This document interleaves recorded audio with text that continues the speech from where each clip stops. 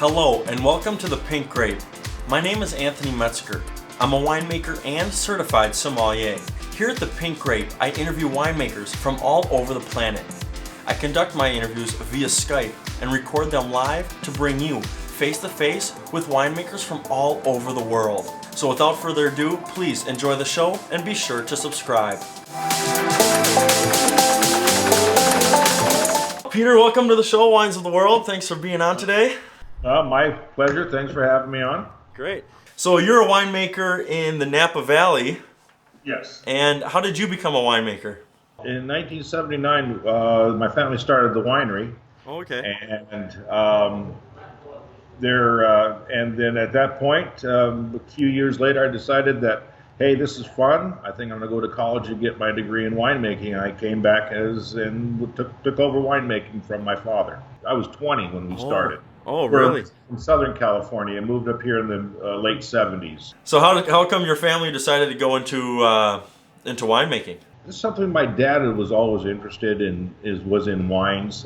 Even as a young child, I remember wines on the table. He was kind of a wine geek before there was a term. What is different about Napa Valley in California compared to the other winemaking regions of the world? If you look on the map, you notice that the valley basically runs from east to west.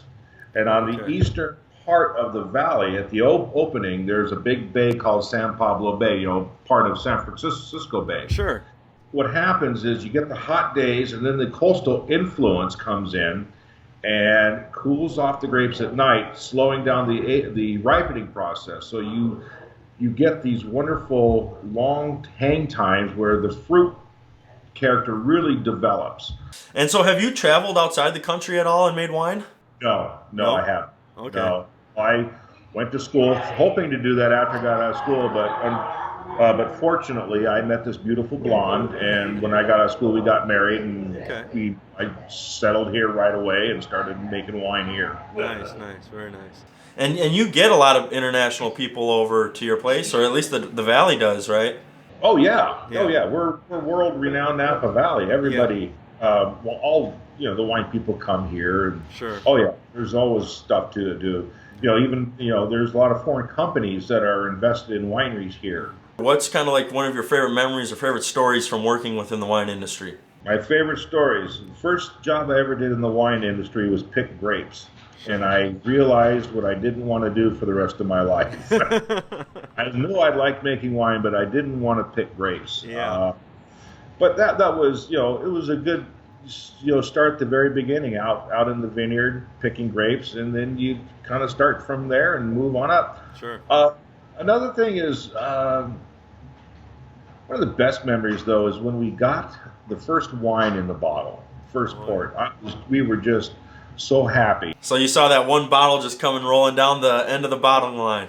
And it's like, wow, we're a winery. We did it. Now we have to sell it. Yeah, right. At least you got the name Napa Valley with you. That helps. That helps a lot. Yeah, yes. yeah. All right. So what is it about wine that you love most? I mean, you've been in the industry for a long time. It's obviously a big part of your life. What would you say is that you love about wine so much? I learn something new every year. Sure. Yeah, it's not, we have our way of making it, and we try to follow, we harvest the fruit about this area, with this sugar, this pH, and we ferment it for this long. But every year is different. We are working with, yeast and such, which are basically living organisms. So it's always amazing that, you think you know so much, and then nature turns around and slaps you upside the head and says, Yeah. Yeah. And that's what I did. I like the challenge of trying to do what we do with the little things that Mother Nature throws in at us. Sure. So another thing I do on the show is I ask like scenario questions, kind of like what kind of wines would you drink in certain scenarios or in general. And so one of them is, I actually get asked quite a bit, is like, say you're just at the airport waiting to board onto a flight and you're going to go travel abroad or even to Iowa. What kind of wine would you have in the lobby waiting to board your flight? I'd have a glass of port. Port? Yep. Yeah. And yep. why? Why is that? Why is that? Because if I'm sitting down with just a glass of wine, no food or anything. Sure. Usually it's a port. I mean, I love wine with food, but if I'm just drinking it by itself, port. Yeah, yeah. Either port or bourbon. Okay. Isn't that a wine? Chateau bourbon. No, Okay. but I would have a port. Right. Yeah, that's what I would have. Nice, nice. Yeah, port is delicious on its own. So yeah, I could totally see that. Yep, definitely. All right. So another question is, if you could travel to any wine region in the world, what wine region would you want to travel to try their wines? I enjoy the different ways that fortified wines are produced. I mean, they do it a little bit differently here than we do, and I would love to go up and down the Alto Douro there to the different and seeing what they have. Not only that, but they've got stuff going back to the 1800s. Sure. And barrel is probably going back to that age. Yeah, exactly. Yeah. Exactly. So I think Portugal.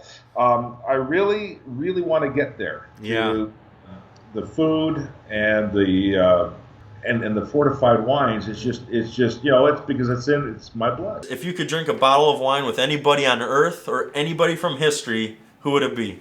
Thomas Jefferson. Thomas Jefferson. Okay, a wine man. Yeah, go back to the founding fathers and who are very much responsible for starting the fortified wine industry here in the U.S. Yep. I would love to see what they were doing, how they were doing it. Sure. Because they didn't have the equipment that we, and it's just like, how did you get it right? How did you do that? That's what I would do. Yeah. No, that'd be really great. Yeah, that'd be. Plus, I'd say, hey, you got to throw this into the Constitution because they're going to. You got a couple of ideas? Yeah, a couple of ideas. Make it so we can't do this. Yeah, right. Yeah, that'd definitely be a good person to have a bottle with. Yeah. For sure. Yeah. Thank you, Peter. Take care. Have a great day. Yeah, you too. Thank you. Bye now. Bye. Thank you for watching, and I hope you enjoyed this week's episode of The Pink Grape. Make sure you check in next week as I'll be releasing a new interview with a winemaker. If you have any questions that you would like me to ask a winemaker during any of my interviews, just reach out to me through my social media accounts, which you can find on my website, thepinkgrape.com. Make sure you check out my website this week, as I'll be releasing some really fun, interesting wine stories. Thank you, and please be sure to subscribe.